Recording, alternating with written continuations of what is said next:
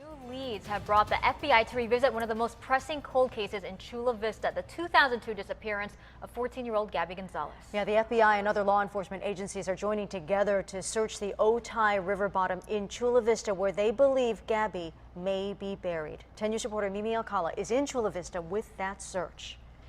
Investigators and detectives will also go door to door in this neighborhood, passing out these flyers, hoping that someone who knows something will come forward and bring them closer to solving this case. We're hopeful that the new leads will bring us to a resolution. We just want to bring Gaby home to her mother.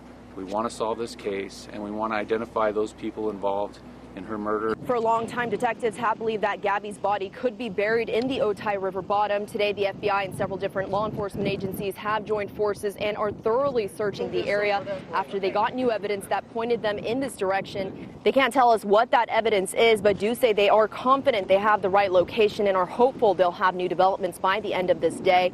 Gaby went missing on April 5th of 2002 when she was just 14 years old. She left a note for her mom saying she was going out and she was never heard from or seen again. Oh, I feel for them. You know, my heart goes to them, to all the family, and it's so sad, you know, and like I said, I hope they bring down this person to justice, you know. Detectives have questioned several people today and say they will be questioning more throughout the day. Gaby's family is also expected to show up any time now, so we will bring you any new developments as they happen. Reporting in Chula Vista, Mimi Alcala, 10 News.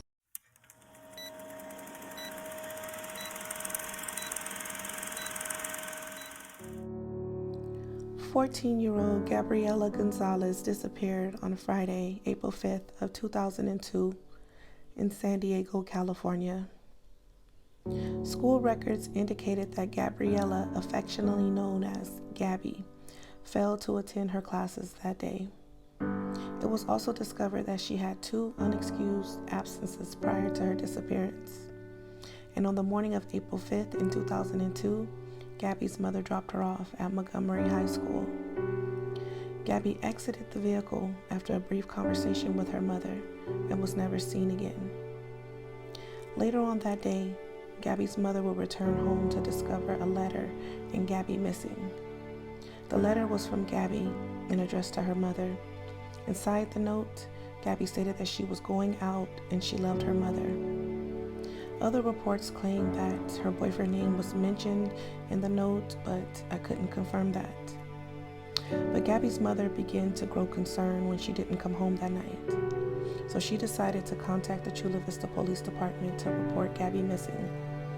Upon arriving to Gaby's residence, Chula Vista Police would soon discover information provided by Gaby's mother that the 14-year-old was dating a 19-year-old man named Juan Vera. Now, Juan was no stranger to crime. He had a full rap sheet containing criminal activity from battery to burglary and even domestic violence. And some sources report that Juan Vera was also very abusive to Gaby throughout their relationship. It was also discovered that Gaby was skipping school just to see Juan. And before her disappearance, Gaby's mother contacted the San Diego Police Department to report that Gaby was seeing 19-year-old Juan against her wishes. And at the time, Gaby told authorities that she couldn't break up with Juan because she and Juan had a lot of things going on between the two of them. Chula Vista Police will contact Juan about Gaby's disappearance. He will deny knowing the whereabouts of Gaby and submit to a polygraph test. Unfortunately, those results wouldn't be available for the public. Eventually, Chula Vista Police Department will classify Gaby's case status as a runaway, and it will go cold until investigators decided to revisit Gaby's case about a year later.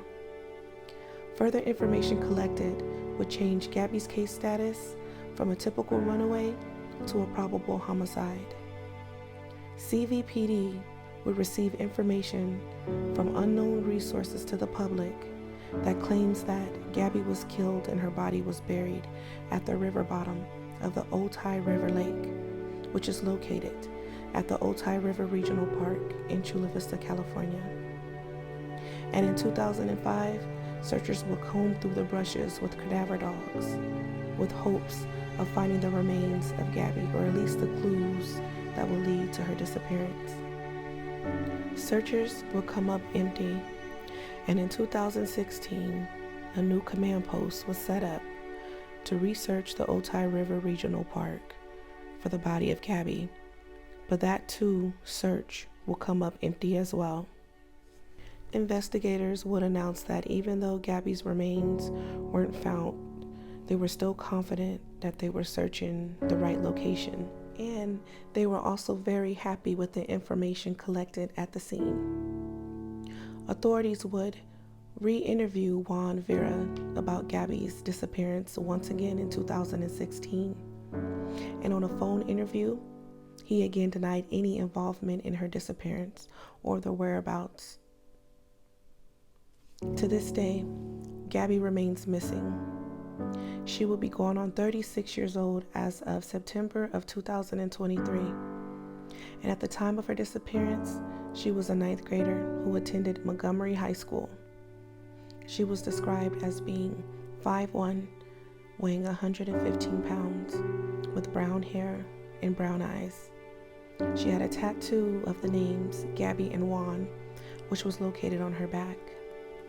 She wore glasses and sometimes contacts, and she was wearing Levi jeans with a gold chain and a bracelet that day. Her case remains unsolved and is classified as a homicide. And to this day, no one has been brought to justice. Please continue to pray for the family of Gaby Gonzalez. May they receive the justice that they've been patiently waiting for. And don't forget to pray for each other, as I wish each and every one of you a long and beautiful life. Into the next case. Please don't forget to like, subscribe, and to share for more content and more of these cases. Thanks for watching.